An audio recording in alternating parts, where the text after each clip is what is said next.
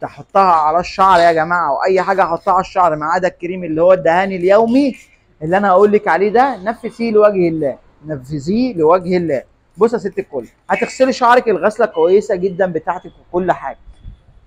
غسلنا الشعر ونضفناه وكل حاجه، هاجي بعد كده يا ست الكل الزيت. انا هستخدم الزيت على الشعر ازاي؟ ملوكه ابوس. انا هستخدم الزيت ازاي؟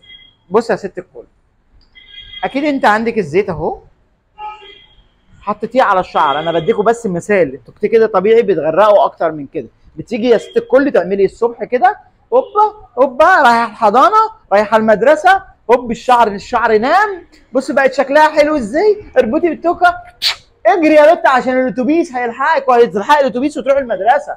بس انت كده بتحرقي الشعرايه، بتدمريها. يا جدعان ابوس ايديكم، الزيت ما بيتعملش الا بالطريقه دي.